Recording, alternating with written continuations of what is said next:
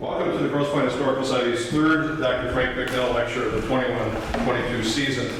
Lecture Series is named in honor of Dr. Frank Bicknell, who lived in Grosse Pointe for several decades. His daughter and son-in-law created the fund back in 1987 to mark his 80th birthday, and he attended the lectures until his passing in 1999. I joined this committee in 1992, and it was always great fun having dinner with him before the lectures.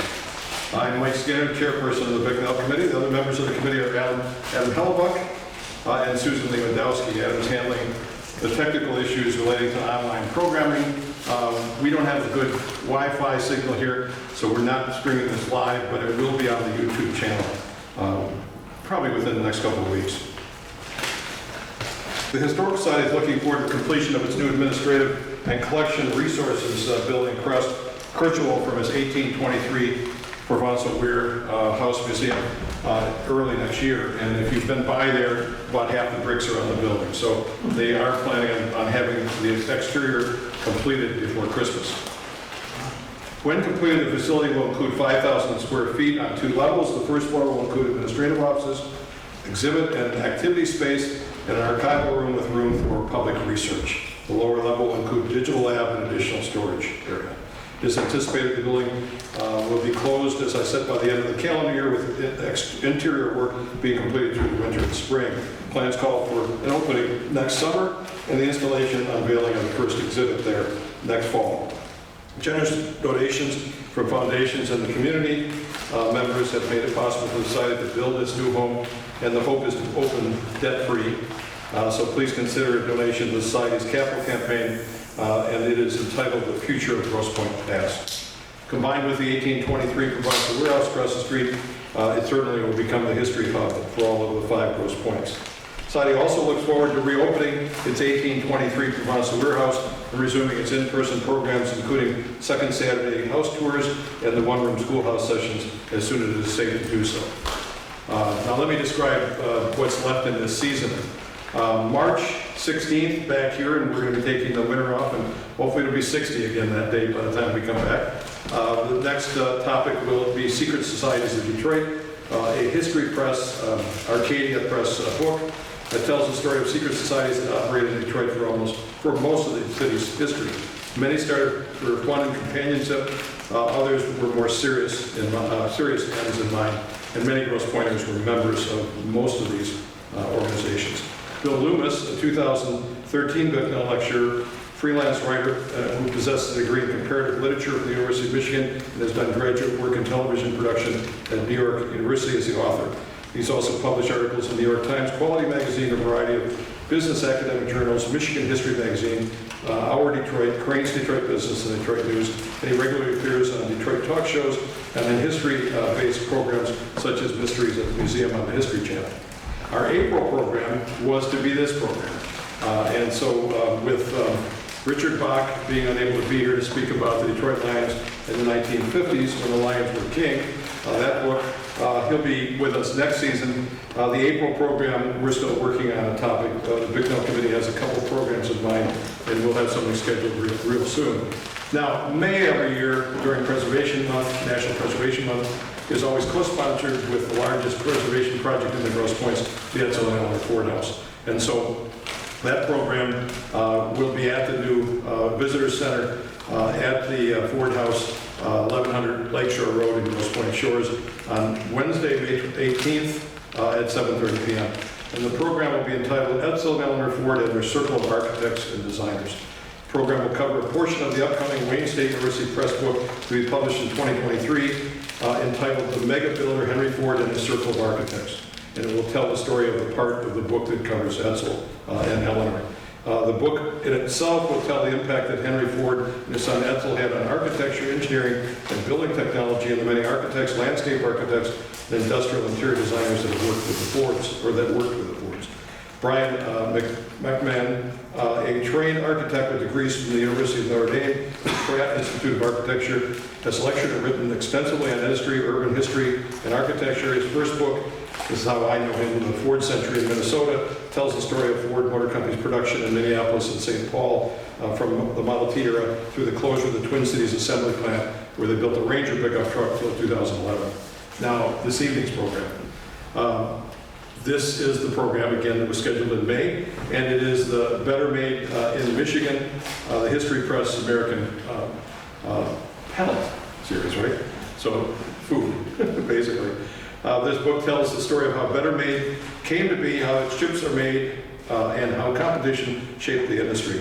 More than 40 local chip companies once fed the Motor City's never-ending appetite for salty snacks, including New Era, Everkrisp, Krun-Chee, Mello Crisp, Wolverine, and Vita-Boy. Today only Better Made remains. Better Made co-founder Pete Cipriano lived in Grosse Pointe Park, and a special thanks to our presenter and author, again, for stepping in and agreeing to reschedule tonight. Karen Dybis, a Grosse Pointe resident since 2002, as a graduate of the University of Michigan, has blogged on assignment Detroit for Time Magazine, worked for the Daily Telegram and Adrian, the Oakland Press, and Detroit News, and jumped into breaking stories for publications including Court Magazine, Detroit Unspun, and Agency France Press Wire. Her freelance clients include Time Magazine, U.S. News and World Reports, The Hollywood Reporter, TBD, and more.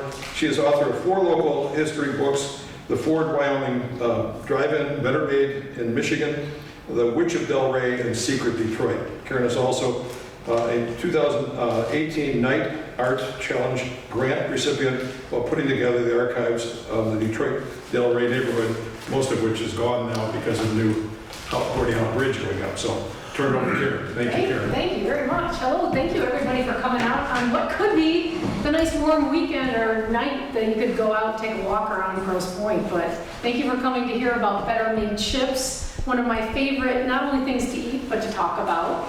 So tonight we're kind of going to do a history of Better Made and its beginnings, and with kind of a special bent to talk about Sal a little bit as well, to give some background on his role with the company.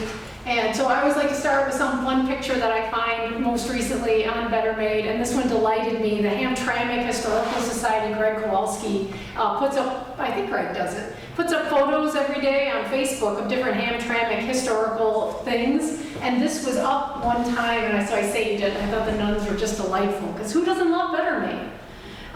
So I wanted to start with little pictures of Sal here. This is when we were at the Paquette. I made him do a selfie, and you can tell he just thoroughly enjoyed it. He was kind enough to sign books with me. And then this was after he passed earlier this year. They did a lineup of Better Made trucks all the way down in front of the factory, all the way down the block, and it was spectacular. So dragged my family out there, and we gave them a final potato chip salute.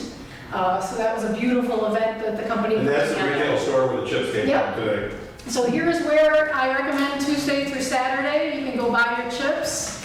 They are the freshest chips you will ever eat in your life, because they probably come literally from the factory floor there. And if you would like to meet Better Made family members, Kathy still works there, so you can see this little petite blonde lady. There'll be a picture of her later. You can say hello. That's Sal's sister and one of the, I think, 6 shareholders now for the company. So it's a wonderful thing. So again, I'm Karen Dybis. I'm the author of this fine publication. And no, I don't work for Better Made. I'm just a huge fan and an observer of their greatness and obsessed with potato chips, literally my favorite snack. And I always tell people the reason, if you see the front cover of the book, you get a little hungry, it is the exact bag. They actually emailed it to me when I asked if I could use that as the cover of the book. Because if you see a lot of these Arcadia books, like even the Secret Societies, they're black and white or gray scales. So this one really stood out for the company. They couldn't understand our obsession with local chips, because they're based in South Carolina. They don't have the goodness that we have. And so they're like, make sure you get that cover if you can. And it was something I really had to talk the Cipriano family into, because they just thought I was a little bit of a lunatic from the word go. They're like, why would you want to write a whole book about our company? To them, it was kind of like special, but nothing special.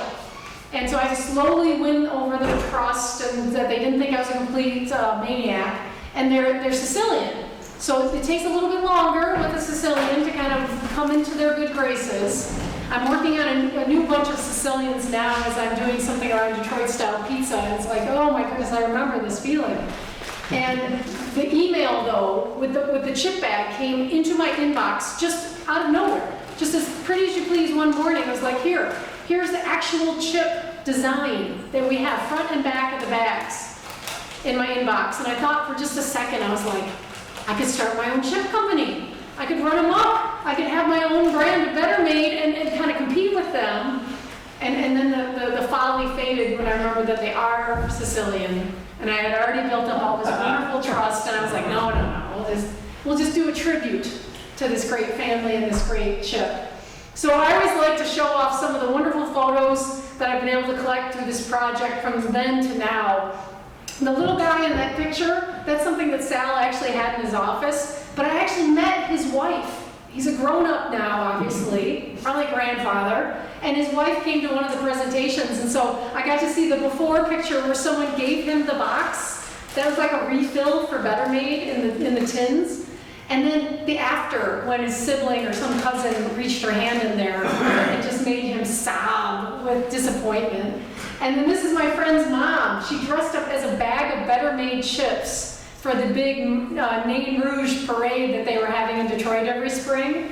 And I just thought this was fabulous. We not only cry if we can't have them, but we want to be them. We want to embody the chip itself. We love it so much.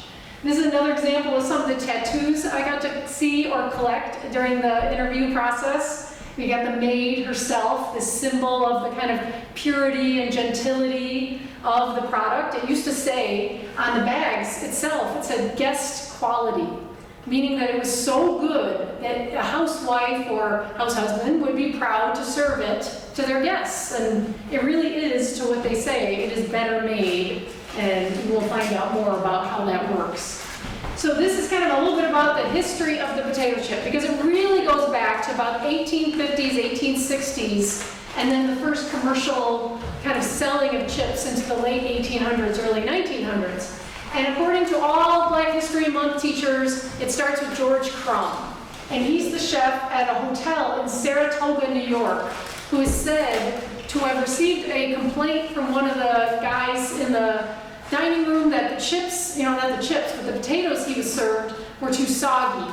And he kept sending them back. So finally, in a fit of rage, he chops up the potato, paper thin, fries it probably like a cast iron stove kind of pan, and sent it back out to the customer and said, how do you like that? Is that crisp enough for you? And the customer said, actually, yes, that's delicious. Send me some more of those fine little things. And it became such a popular treat that people literally, let me see if I can get a little thing here, here we go. The hotel and the city became known for the Saratoga chip. And they would serve it, it was like a tourist treat. So you go to Traverse City and you have cherries, you go to Mackinac Island, you have fudge, you go to Saratoga and you'd have these chips. And that kind of spread the word across the United States as people came to these little tourist areas, walked around with a little cornucopia of chips, to the point where then we had food companies rise up. This is one out of Ohio called Mike Sells. And they were one of the first to kind of commercialize it and actually have like a delivery almost of chips to like small bars, like your little corner dives, and little places like corner grocery stores. But Mike Sells is still in business. They, with Michigan and Pennsylvania, Ohio, those are kind of your trifecta of potato chip greatness that actually started something called the Potato Chip Association, which was now, and it's more like modern day naming, is the Snack Food Association. But this is how Better Made itself got started. And they're such a great foil for the story of potato chips in Detroit as a whole, because they were there from the beginning and they're still here today. So they're kind of a through line on how this product got developed. So this fine looking gentleman here in the back is Pete Cipriano, the co-founder of Cross and Peters, which is the founding company of Better Made potato chips. So he was one of the family that said, here in Terracini, Sicily, where he was born and raised, beautiful, waterfront, gorgeous place, but extremely poor. I will follow my brothers to the United States, settle in Detroit like many Italian and Sicilian immigrants, and look for work in the Ford factories or the Dodge Brothers or somewhere in the automotive industry so I can have a better life. And when he came here, he pretty much left this family behind, never got to see them again. And he found his sweetheart in the Grosse Pointe areas. This is Nicola. She is the kind of, I argue, brains of Better Made. And you have to include this picture just because of the dress. That was the first thing. But because Nicola is the genius who, in the terms of Better Made, understood the importance of keeping some cash on hand. Pete is a very quiet, conservative fellow, but he even wasn't so smart enough to hide a lot of cash in the mattress as Nicola was wise enough to do. She is a toko. So if you know mob history or the kind of like names that are known within the area, she is Black Bill's niece, if I understand the relationship correctly. So she was wise to some ways of making sure you had a little bit of spending money when you needed it. So when a gentleman who is, oh wait, this is before I move on. This is Pete with his 3 kids, who you may know as the kind of the shareholders or the people in charge of Better Made today. And this is the Grosse Pointe Park house. This is their house, yep. Thank you. I want to, Sorry. do you remember the street name? I'm trying to off the top of my head. It's probably in the book. I should know. I don't usually give addresses out just because it's not a lot of Grosse Pointers in the. I should look the address up. I should know it off my top of my head, but so, okay. 1445 Brayton. Yeah, I thought it was great. I'm so proud of myself. I got I'm it. so sorry. But here we got, okay, so here's Pete, dressed to the nines, good looking sharp guy. This is Isidore, their oldest son, he and Nicola. We got Kathy, the little apple of her father's eye, the sweet little button there. She's the one that works in the retail store. And then, of course, this little whimsical, got a little smirk, I think, on his face from the day he was born. That's Sal. And they are the 3 owners of Better Made along with their children. It's a privately held business and has been that way since it was formed back in 1930. So this is the other half of Cross and Peters. So you met the Peters part. This is Cross Mosheri, the other co-founder of Better Made potato chips. And I wish I had pictures of Cross when he was a kid. There's a lot of fun pictures in the book of Pete in his kind of like frolicking in younger years. But this is luckily Salon David down the road a piece on Mac. That is his aunt. And she is Cross's second wife, and if it wasn't for him, we'd have no pictures of Cross. The family is very small. They're not related to the builders, the Mosheri builders, so it was hard to track down anything, so thank goodness for the Grosse Pointe connections in this book, or I would have been in trouble. But this is Cross himself, this fine-looking, frolicking, rollicking, extroverted, fun guy that was the perfect foil to the more serious Pete Cipriano. And they were kind of like night and day, oil and water, cats and dogs. They fought, but they also were smart enough to realize between the 2 of them, they could really have a great thing going here. So Cross is kind of the party boy of the 2. He loved to have great big meals, great big celebrations, finest of food, finest of wine, 4 in the morning, don't go home, keep partying, kind of a guy. Here's with his second wife, Mary, like I mentioned, but this is his son here. And the reason he wanted to start a business was his son. He had come to the United States as well from the Terracini area of Sicily and came with his young bride, and she died probably in that 1918-ish time frame. So the flu, the influenza of that time period is probably what happened. There's that like in-between census dates when, and death certificates are kind of hard to find, but he is left as a widower to raise his son, Cross. And so his siblings and friends are kind of helping him through, and he's taking all these different jobs here in the city, same as Pete. Pete wasn't made for the factories, didn't suit him. Same thing with Cross. He drove a streetcar, he was a salesman. And so it was when he was a salesman, he kind of got this bright idea that he could start his own potato chip company. And so he went to his friend, this is Joe Leone, and he said, Joe, you have a few bucks? I got this great idea. I know this business plan of starting a snack food business. And Joe, who I had to include the photo just because, again, these are the most magnificent family photos on earth. Dave Rubello in St. Clair Shores, if you know him, the city councilman, he's related to the Leones. That's how I got this photo. He didn't have the money, but they knew that Pete might. So they went to Pete Cipriano, who went to Nicola, and said, I have this idea for a business. Cross said, I've got a truck, and I've got an idea, and if you guys can supply the money for the initial supplies, we could do this potato chip business. And so this is the picture that hangs in the offices at Better Made, at their headquarters there on Gratiot. And I remember seeing this photo with, Sal. Sal's taking me around the factory, and he's showing me this photo. This is the history of our company, and I'm squinting at it, because it's about as clear as it is here as it is in the shop. And I said, it doesn't say Better Made. Who is Best Made, Sal? And he goes, oh no, Cross stole the truck. He was working for a potato chip company, a competitor, and basically purloined this as the starting point for Better Made chips. So when I finally found this little company here that's on the door named Nicola Dancy, I was able to find the daughter of one of the founders. Her name's Betty Goddard. We'll meet her in a little bit. And I said, I'm doing this book, and Better Made's going to be in it. And we're going to mention your dad's company, obviously, too. That's why I'm calling you. And she said, young lady, this book should be about my dad, not Better Made, because they stole the truck. She was still mad. She's like in her 80s, and she's still mad about the loss of this truck. But this is Betty Goddard's dad here. This is Russell Dancy and Ernest Nicolay.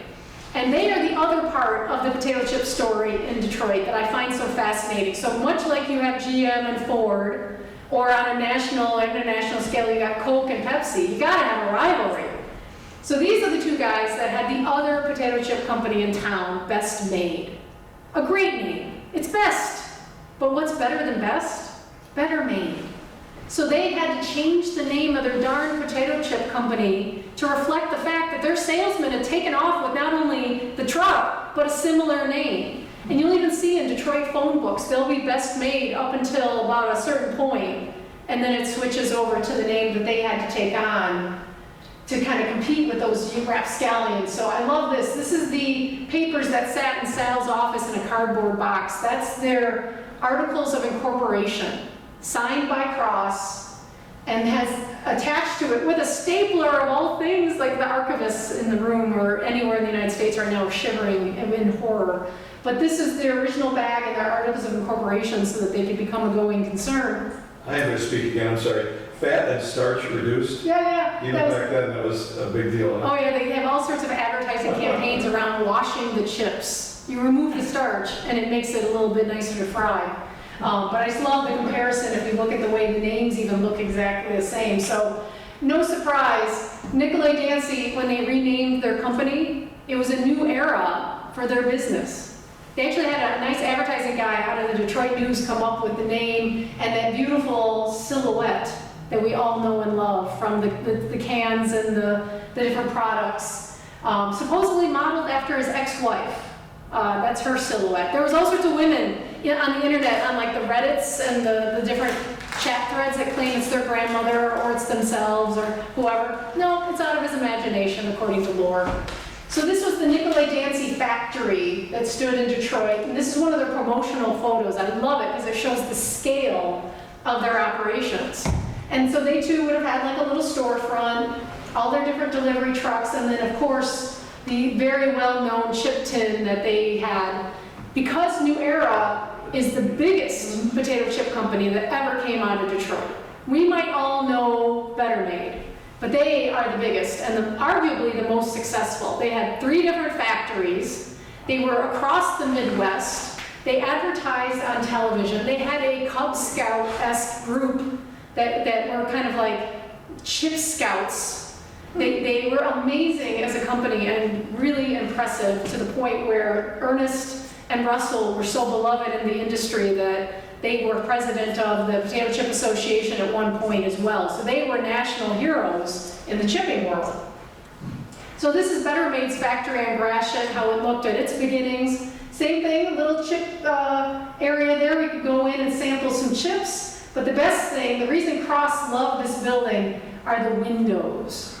Again, an extrovert, a people person. He loved when people came to the factory, to the point when children from the neighborhood, because there were neighborhood chip companies all through Detroit, huge business. You got your corner bar, you got a candy store, and you maybe a little chip factory, would come up to the windows, and Cross would stand and kind of wait. And then they'd come up to the window, and then Cross would grab like a handful of chips off the line, And then he would kind of hold one up in front of his face like he was going to eat it, and the kids are all screaming because they want one too. And then Cross would run outside and give them all free bags of chips, which is actually brilliant advertising. But then Pete would be in the background scowling, kind of writing down how many bags Cross gave away, and then telling him it'll come out of his hide later, I can only imagine. So this was what made Better Made, though, a worthy competitor to New Era. They did things in really unique and different ways. So like this is one of their potato chip stores.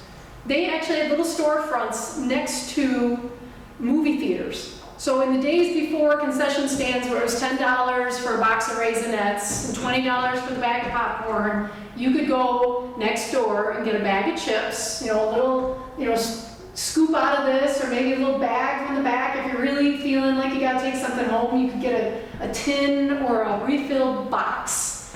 And you'd go to the movies, or you'd go to the picnic on Belle Isle, or you'd go to your church function, and this is what you'd bring as your treat. And it really sealed them as kind of a famous, well-known brand. I mean, don't get me wrong, Russell Dancy, who could sell ice to the Eskimos, was doing hard work too. Like he's going to every blind pig in Detroit during Prohibition and selling chips. Because what's better to drink with your, illegal alcohol than a greasy bag of potato chips? And it just was like amazing to me to find things like this even where you could see kind of some of the early chip companies popping up around the area. Better Made started on McDougal, was on Woodward for a very short time, and then the Gratiot factory where they are to today. And it takes up the entire basically city block at this point. So this is Wolverine potato chips, also in Detroit. They're a great example for us today because I'll kind of show you how chips were made back in the day and then how Better Made makes them now, based on this example. But there were, again, dozens of different brands from maybe 1926, 27, when New Era was founded. Ernest and Russell had worked on Dodge's plant together, and Ernest got a pink slip, Russell did not, but they knew there was a chip company, some products they could buy, and they started out their own in Detroit. But all these other ones from about that time forward existed in the city. So you've got, again, the beautiful New Era logo, Superior, Yankee, Everkrisp, Vita-Boy. Vita-Boy is my favorite because that's the vitamin chip that gives you zip. And so it's good for you, you have to eat it. Mello Crisp, another one of my favorites. Twin Pines I love. They didn't make the chips, but they delivered the chips along with milk and cream to your home. Now this is pre-Amazon, people. We've been spoiled. This is someone bringing chips right to your little milk chute, and how great is life when your family's stuffing you in the milk chute to get in the house when it's locked, which is what they did to me. And they really were graphic and advertised all over the area. Detroit proper itself would have, Vita-Boy on the buses. New Era is infamous for renting the silos from farmers all across Michigan to promote. That's one of the last ones they actually repainted to kind of like honor that history. And then there's also this group, Krun-Chee was owned for a short time by the gentleman that owned Velvet Peanut Butter. And so you'll see those guys pop up on some of the bags and tins. I'm a regular on eBay buying this kind of foolishness, and I have a bunch of tins. Now Sal had the best collection. Sal had arguably 25 to 50 tins in his office and in the Better Made factory, so I started collecting them. And some of them are inexpensive, like New Era, $10. And then the bigger they get, because you can get like a huge barrel size one, can go up way from there. I found this recently on eBay, and so I didn't want to buy it because I already have enough, but I love that I could find the little guys from the Velvet Peanut Butter again. But this is some of the ads they do as well that I thought were humorous. You got like Superior would have this thing called the Superior Home Run during the Tigers games. And if the Tigers scored during a certain inning, everybody got free chips, which I think is brilliant.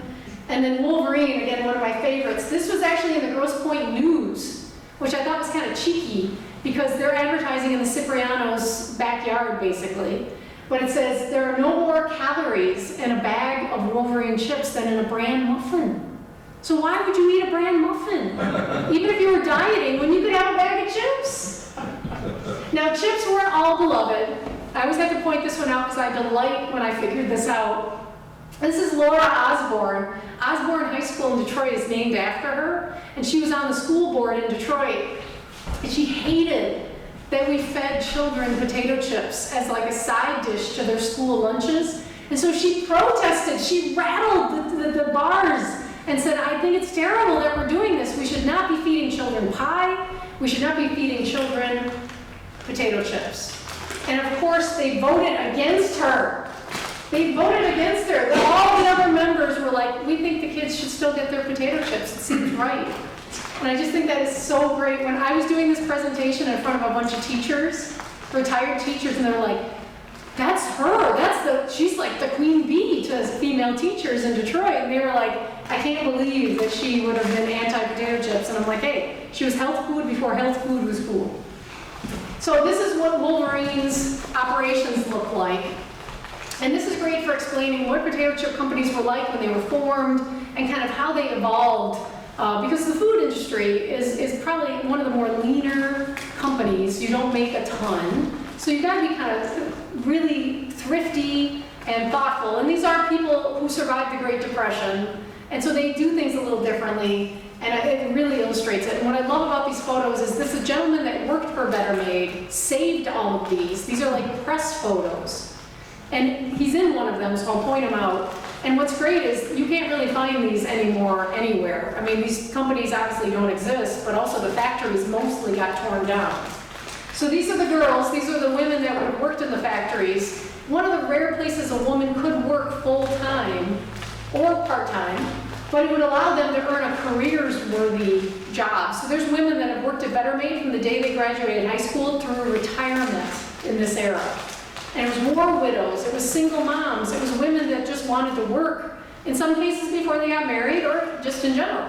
So that was really unique too.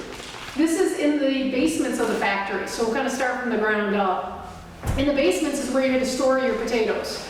Because much like your potatoes at home, if they get warm, they start to grow, and they kind of want to go back to seed potatoes. So here in the basement of Wolverine, you can see they have a little production line. I think Henry Ford was also innovative into the minds of every industry.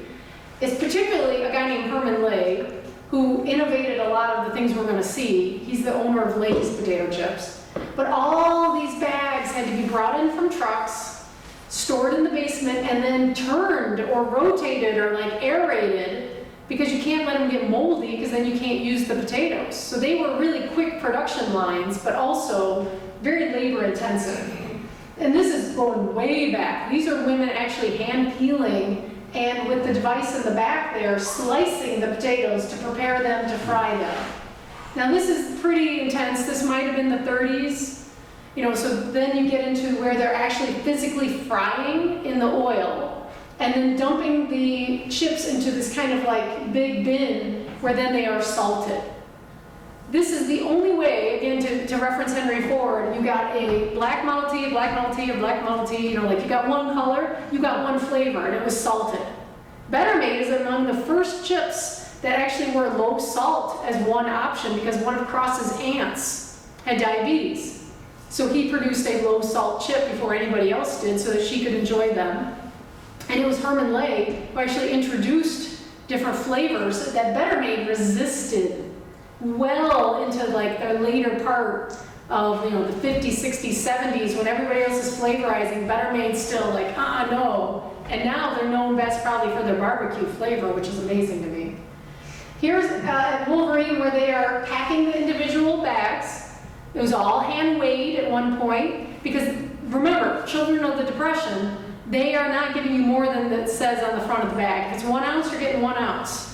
And then they would seal the bags, sometimes with staples, way back in the day, and then as it got better and better, you know, wax sealed or, you know, closing them so that you get a better quality product. And then here is that gentleman I mentioned. This is Phil Amagoni. He worked for Better Made, and he saved all these photos because he was in them. This is one of the maybe late 1940s-ish, you know, 1950s factory lines that now we're getting a little more automated. But what I love about this photo is what the women are doing here. All potato chip companies in our part of the nation did this. To have a brown chip was considered low quality or poor quality. So they pull those off the line, physically have these women pull the brown chips out. That's simply when a potato got warm, it has more sugar and it caramelizes. So when you fry it, it burns the sugar and it gets dark. So when you eat a rainbow potato chip from Better Made, that's all that is. They were literally collecting these to sell in some of those stores that you saw. And it would sell for a little bit less money. And so if you were kind of down on your luck, well, I'll buy the seconds, I guess, you know. But then people really got to love that flavor to the point where now Better Made today actually produces a whole separate line to make its rainbow chips. And because it is more intensive in terms of warming up the potatoes, that's why they're always a little more expensive than your average bag of chips. So here is a New Era factory photo. This is the women on the line getting the, I call them cereal boxes ready. Those are the refill boxes. You can see the mass number of tins here in the background. They actually recycled the tins as well. They recycled the boxes. They recycled everything that came into these factories. Because again, Depression era, you save everything, but it's actually made them very environmentally conscious companies even to today. Better Made's independent salespeople will bring all the cardboard back to the factory and get, you know, reimbursed for it, so to speak. But this is great because this is all from Cars Nuts' former CEO. The Cars family that ran it were related to Ernest Nicolay. When they got out of doing New Era, they ended up doing Cars Nuts out in Madison Heights, and they saved all these photos as well of their family business. These are some of the ads from that day, and we were talking about the health consciousness of these companies. Of course, football players eat Better Made chips, and bathing beauties, they eat New Era. You know, so you have all these wonderful advertisements that ran. But to me, this also shows the size and the scope of how big New Era became. And that's one of the things is like, well, what happened if we have this wonderful burgeoning company that is in 3 locations, Chicago, Pittsburgh, and Detroit? What happened to them? Why don't we have New Era chips even to today? Well, this is what happened to New Era. First of all, they met a guy named Charles Dolan. Now, Charles Dolan had come across this corn chip that he thought really was going to be something. It's known as a Frito. I don't know if you had Fritos. They're kind of delicious. But he had the idea that to diversify his company, he needed a potato product. He had corn, he wanted potatoes. So he approached Ernest Nicolay and Russell Dancy about a merger of equals.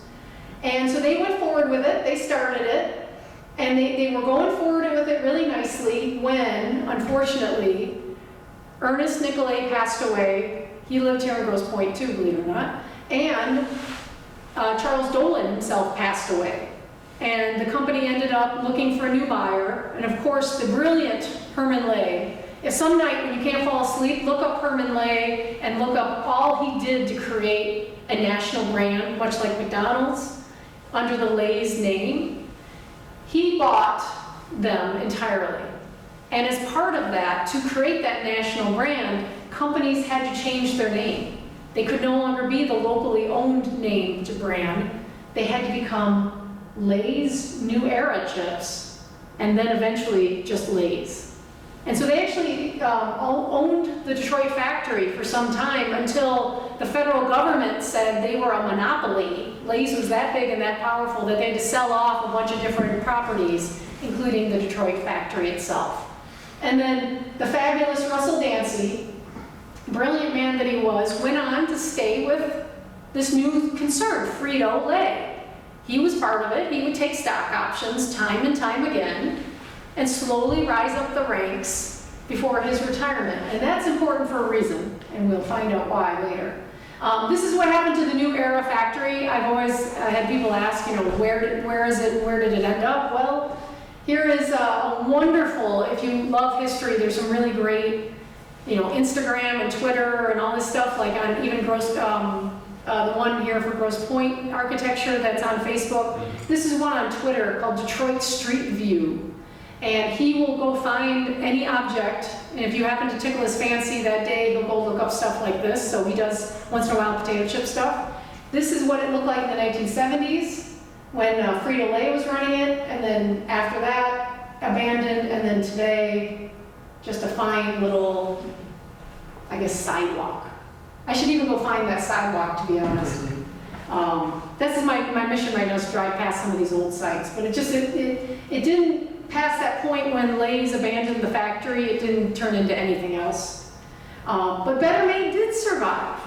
And how did they do it? Well, first of all, this guy right here, this is Pete Cipriano. Pete is the most conservative human being on earth. Much like a lot of the immigrants that came from Sicily or any other part of Europe, he didn't have much of an education when he got here, and he knew it. And he didn't want to go over his kind of like knowledge base. But he knew if you paid cash for things, if you paid them on time, if you really produced something of quality, because again, a man who enjoyed to cook is going to care deeply about the products he gives people, so Better Made was high quality. And he also was smart to always have an outside manager. That's this fellow right here, to be honest.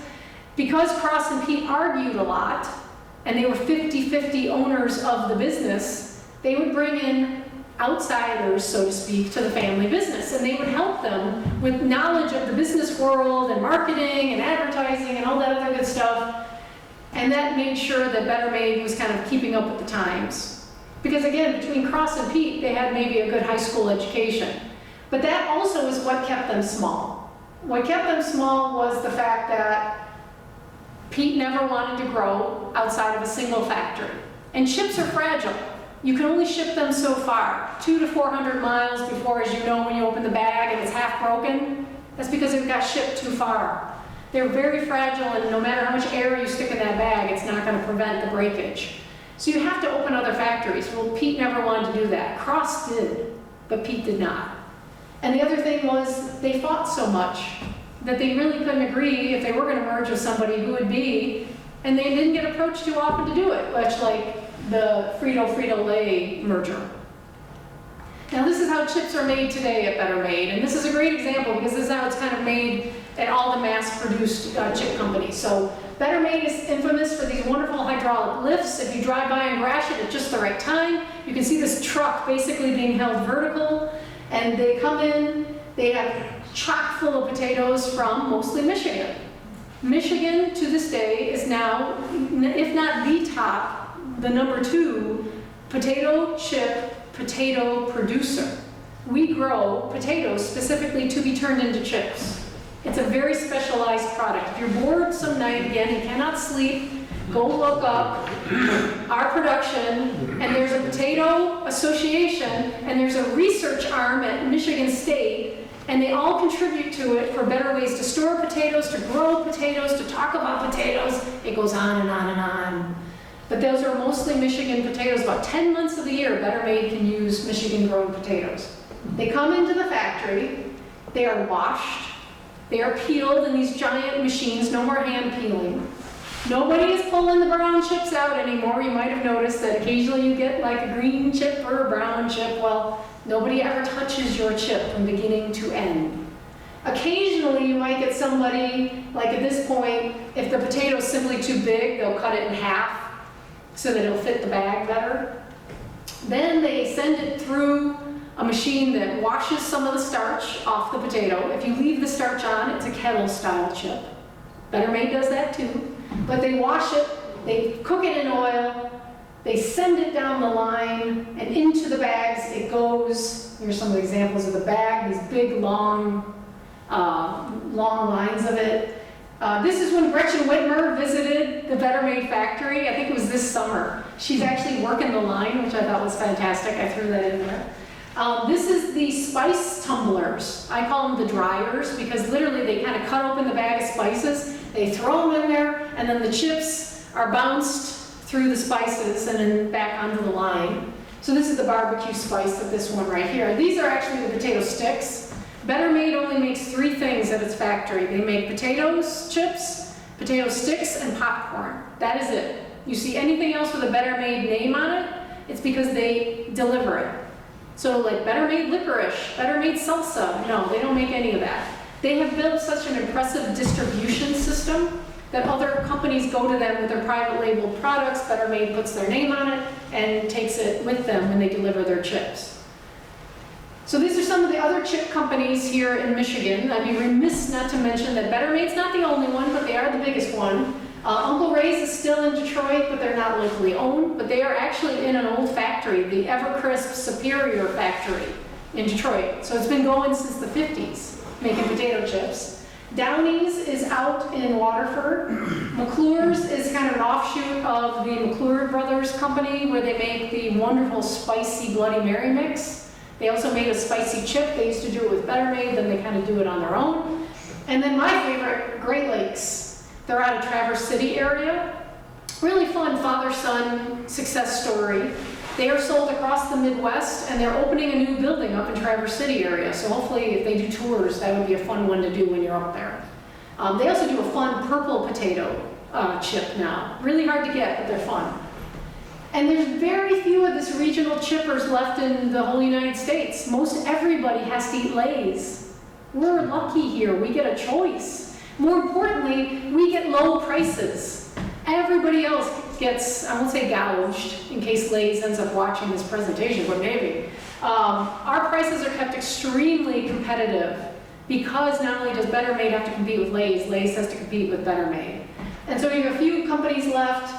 Here again, Pennsylvania, you've got Utz and Hers are kind of the most well-known there. Here, Cape Cod is a locally made chip there in the Cape Cod area. Sorry, it got cut off. Jay's in Chicago is actually now owned by Schneider's of Hanover, so they're not even in there anymore. And then in Ohio, you got Mike Sells and a few other brands. But Better Made is it. We are rare and unique. I know we all kind of grew up with Better Made, but it really is special to have a locally sourced product like this. So here is Pete and Pete and Cross. They worked at the company till their passing. They stayed with it the whole time. Now, because it was a 50-50 partnership, 50% went to Cross's kids and 50% went to Pete's kids. Only after the untimely death of Cross's son Joe, there was no family member to take it to. And so it kind of passed through the hands of a bunch of different family members until the Ciprianos finally said, we'd like to buy you out. And they did. So now it is wholly owned by the Cipriano family. So they changed the name from Cross and Peters to Better Made Snack Company. And that's who they are today. So here's the shareholders, as I like to call them. They are notoriously photo shy, so I steal photos of them wherever I can. So here's Kathy. She came to one of my book signings and I made her take a picture, and she hates that. If she was here, I would skip this slide because she would get very mad at me that I had to have that. Isidore is here next to his dad at a potato chip conference. Isidore retired first, and he was like, I'm out of here. I had to work here from when I was a kid.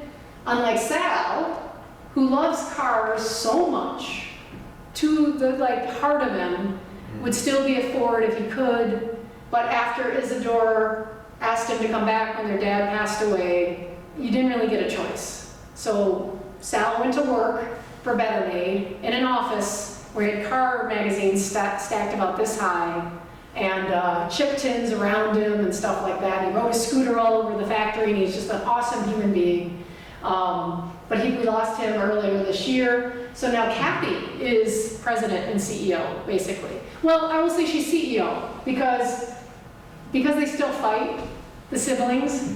You still have to have outside managers. So this is Davy Jones. I think that's him, the latest president of the company. And then this is one of Kathy's sons, who lives here in Grosse Pointe too, Phil Guzmano. Her sons, Sal's sons, their kids, all work at the factory. And they don't go to the executive offices. They start sweeping the floors and making the chips. And then if they want, can move up in the factory and work in the executive offices. So I mentioned earlier, I want to give you kind of the final story on what happened with New Era. And the reason why New Era is such a heart company to me, the one that I kind of feel the most passionate about, is I mentioned Russell Dancy had gone to work for Frito-Lay, which then became Pepsi when they were merged together. And all that time, he took stock options. And so this guy, who also didn't have more than a high school diploma, who went and started a potato chip company in this little town of Detroit, ends up retiring a multimillionaire, and his daughter inherits that money And so she takes that money from this little best maid and endows it to scholarship funds in his name. So he had established a scholarship fund for seminarians. So there's a minister scholarship called the Opal Dancy Scholarship. So he funded that, and then he was a trustee for Adrian College, and so he started a scholarship fund that she then endowed with multiple millions. And it goes to kids who otherwise could not afford college, kind of like your first generation college student. So this little goofy potato chip company in Detroit goes on to this massive success in becoming part of the Lay's giant franchise, but yet still keeps giving back to Michigan. So I think that's lovely. And the Nicolay Dancy name lives on in that the Nicolays also donate to ballparks and children's sports, and they do all sorts of wonderful things. Better Made donates for autism research and breast cancer research, and anybody writes them a letter, they'll send you chips for whatever event you want to do. So they're all very charitous.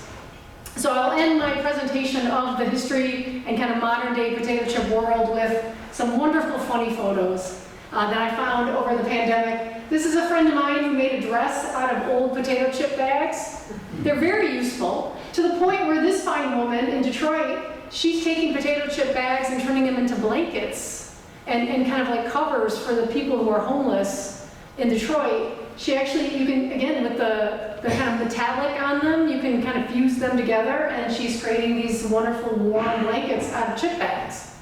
And then this guy I love. I found that on Instagram. He actually created a Better Made mask for the pandemic, which I thought was amazing. And then, of course, my favorite t-shirt there. So I wanted to end with another, again, tribute to Sal. A wonderful human being, quite the curmudgeon, but a fond memory of the time I got to spend with him interviewing him. He ate chips the entire time that I was interviewing him. Literally, we just like open bag after bag, and he's like, I eat a bag every day. Okay, it's super healthy for you. And I'm like, it is, Sal. I know. I do the same thing. But I'm more than happy if there's any further questions about either chips. I will know the answer, or I will know someone who works at Better Made who knows the answer. But thank you so much for your time and attention. I knew Sal from the Bicknell plant more than Yes. anything else, but he owned an antique car parts company in St. Louis Shores, which is now Mancuso Florist, and Frank was another Notre Damer. Sal, there's still one of his cars, the 1910 mother-in-law seat Roadster up in the back of the third floor was Sal's car. But Sal came to the presentation at the Bicknell plant and signed books, and he promised he would come for this. So I'm sure he's with us in spirit, and we're so sorry he couldn't be with us tonight, especially to have you. You know, I never had an autographed book either. I can't believe it. But There's anyway. Nothing more nerve-wracking than imagine. So the crowd at Bicknell that day was probably 50 people-ish. And who's sitting in the very back row but Sal? And Sal just kind of, there's no expression, right? And you know he's pleased because he's not mad, he's just Sal. And then another time, Kathy snuck into one of my presentations, but you can't say they're there, right? So this whole crowd, there's even my old neighbors came. I used to live on Manchester, just a couple of blocks over. My old neighbors came, and you can't be like, that's the guy in the presentation, there's Sal, he's here, you can ask him questions. Didn't answer any questions if people asked me any, because they're very quiet, private people. Like Sal's infamous quote is, we never wanted to be the biggest, we only wanted to be the best. Again, if you can't sleep one night, go look up every one of Sal's interviews on any TV show, in any newspaper, he'll say that exact quote every single time. But it's 100% true. The family all live in this area. Kathy does, her sons do. And they just want to live a nice, peaceful existence. The company makes enough money, they're all very happy, and they just enjoy what they do. So it's an amazing thing when you think about, like, who wants to compete with Frito-Lay? It's not fun. Like, when the book was done, I gave them a review copy, and I said, change anything you want. And for a reporter, trust me, that is the most painful thing you could ever ask anybody to do, is fix my writing. Like, we don't love that. We don't like being edited in any way, shape, or form. They read it, and they took out 2 paragraphs. And the only reason they took out those 2 paragraphs is they didn't want Frito-Lay reading those, because it had a little bit of a secret in there of something they did.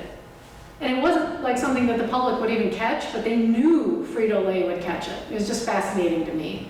Okay, questions? Please.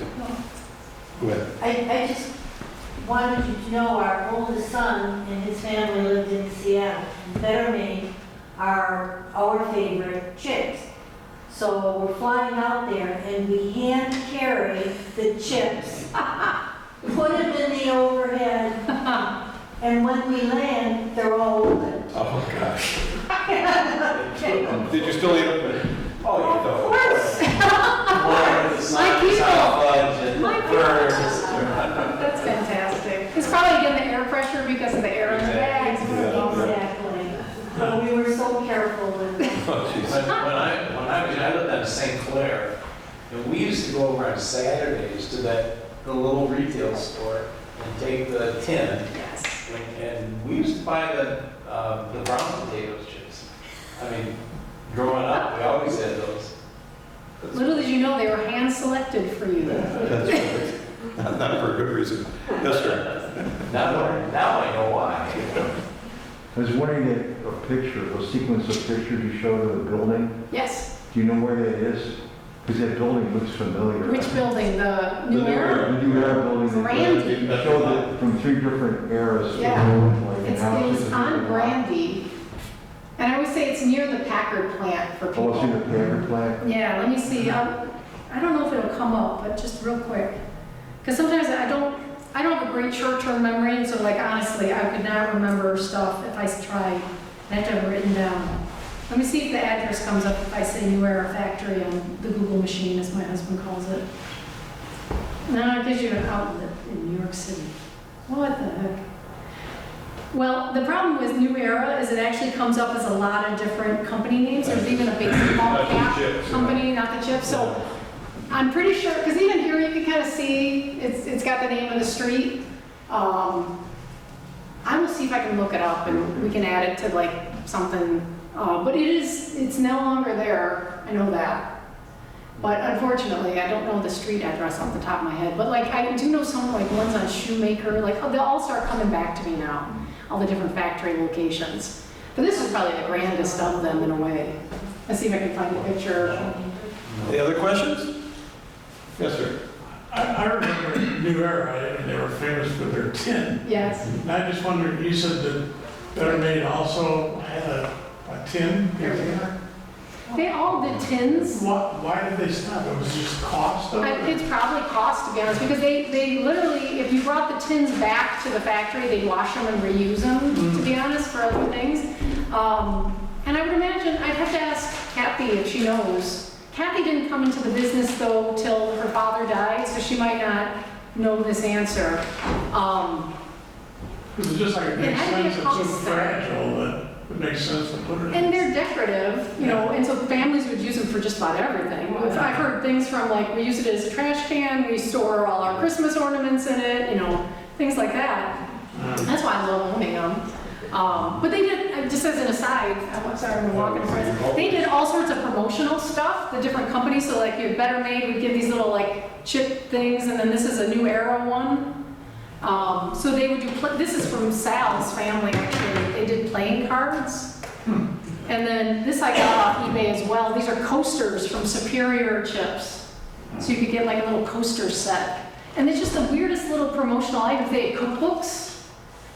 If you want to really get me ranting and raving, the Potato Chip Association had all these different cookbooks, and then Better Made had its own cookbook, so each company could do it.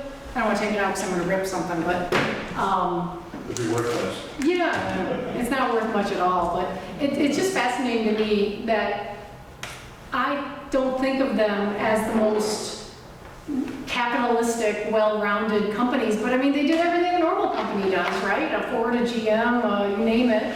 They advertise, they create promotional materials, they make t-shirts. Actually, Kathy gets, once in a while, if people know me and know her, they'll say, why do you let her wear that worn out t-shirt? Why don't you buy her a new one? And I'm like, this is how they make it. This is my second one. I wore out the first one, to be honest. So it's really cute that they have all these great things, because like right now, when I'm working on a book about Detroit-style pizza, those companies don't do a lot of promotional products. Like Buddy's Pizza should have 700 different t-shirts that you could buy. They don't. And to me, it's a shame because Right now, the Detroit style pizza literally has become an international food. There are places in the Philippines and Korea and Dubai making Detroit style pizza. And it's exploded. It's a bizarre, wonderful story. But a lot of these companies I don't think of themselves as big entrepreneurial causes. They want to be like a single operator maybe, and they're making enough and they're happy. Other, please. I heard when Fritos first came out, the corn chips, that they approached the military and said that this was a nutritious food and had a great, following just, They all had military contracts yeah. with the overseas troops, ate potato chips. And probably Charles Dolan too. As an aside, before I say my next thing, if you like the History Channel, they have the Foods Across America, isn't it? They did an episode on Herman Lay and Charles Dolan and the competition, and it is hilarious. How do you dramatize a guy making a corn chip and a guy making potato chips? Now, Herman Lay was cool and sexy. Like, he was a salesman who saw the potential in potato chips only after he was forced to. At first, he thought this thing will never be anything big, and then television came into play, and then everybody's eating snacks as they're watching TV. So then Herman Lay is like, oh, okay, now I'm a millionaire. That's a docudrama series. It is so bad. It is so bad. So bad, but if you want to be amused. If you're a historian or history Right. buff, it's bad. But I still watch it though. I watched almost every single one, which is sick of me. But the potato chip one is particularly hilarious to me because they're the most boring human beings on earth. And yet they added all this drama of like, will that chip get made? Will Herman Lay be able to spread it across the United States? It's ridiculous. So the Potato Chip Association, once again, if you're bored, look it up. They had the most amazing conventions. Just party. And they would go to classes on the proper color of a potato chip. They had a color wheel for the proper colors of potatoes and potato chips. It's amazing. So they were so powerful of a trade association that when Congress in World War II tried to ration oil, they went to Congress and said, we need oil. Chips are feeding our troops. You must give us oil. And Congress said, oh, you are right, we should. And so they didn't have to ration oil like the rest of the nation. Potato chip companies had as much as they could use because they fed them to children in school, because it's a potato, it's good for you, it's got vitamins, so it's healthy. Not that the oil won't kill you and clog your arteries and all the other stuff, but they're not as bad as other snacks, to be quite honest, calorie count-wise and health-wise. It's a very simple product. But it amazed me how smart they were to go straight to Congress and plead their beautiful little case. So Joe Leone's son, this guy right here, Russ Leone, was their salesperson for Better Made for generations. Like they literally made him stop coming to the factory when he retired. The three guys would meet. Russ Leone, Phil Amagoni, and their buddy in crime, I'm blanking on his name, I can see his picture right in front of my face, sorry, would meet every week at Better Made. That's how I interview them. They let me interview them about the history of Better Made because they were kind of the brain trust. They were Pete and Cross's right-hand men. And then they'd go out to lunch together. So they still came to the factory. So long story short, Russ was a Korean War veteran. And so when he got back, he went back to Better Made. And because he'd been working there since he was a kid, basically. His dad worked there. He was the #1 employee at Better Made. And he would go in his uniform to all these stores across Metro Detroit. And Better Made knew no color lines. Like, Russ didn't care who you were. He'd sell to you. And so they went into every part of Detroit. And he'd go into the store and he'd say to the person behind the counter, would you buy Better Made chips for a Korean War veteran? Jeez. And he'd like hand them the chips and they go, of course, for a veteran, of course. And then that's how they got into half the stores they got into. And that ability to get into storefronts is what kind of kept them going during, like the '67 riot and everything goes to heck and then everybody goes to the suburbs. And Better Made still survives because not only does their entire population that lives around the factory works there, that's one thing. You can walk to work. So the loyalty is extreme. And then you got the idea that like, literally everybody who lived in Detroit, I don't care if you're black, white, any kind of different ethnicity, Chaldean, whatever nation you're from in the United States, you come to Detroit, Bangladesh, they all ate Better Made because it's in every single store. Like, you go to Oxford Beverage, you can get flavors there that you can't get in Kroger or Meijer because all these little independent salespeople are selling it. So that's a really strong thing that Better Made did, was empower the independent salesperson to go sell it and make more money. So I did this talk at a retirement community, and a gentleman in the audience is like, I'm one of those salesmen. And I'm like, really? He goes, yeah, I retired very wealthy because of Better Made. Because he could just keep growing his route. And it was they made other people wealthy. So not only does their own family still work there and benefit from this beautiful company that these two Sicilian immigrants started, with barely a nickel to their name probably, except for, of course, the beautiful Nicola, who was smart enough to, have the money stuffed in the mattress or somewhere. They created this thing that 91 years later is at first it's a family-owned business, that's amazing, but that they're still running and doing well. What a great girl, where she looks like she has her hand on the phone. She's like holding up the backdrop, or maybe the backdrop was like shaking or something, so, yeah, I just love Any that. other questions? I got 40 bags of chips left. I'm just going to take some with you. I want to wish everybody happy holidays, Merry Christmas, Happy Thanksgiving, and we'll see you in the spring, hopefully, all right? Absolutely. Thank you very much. Thank you.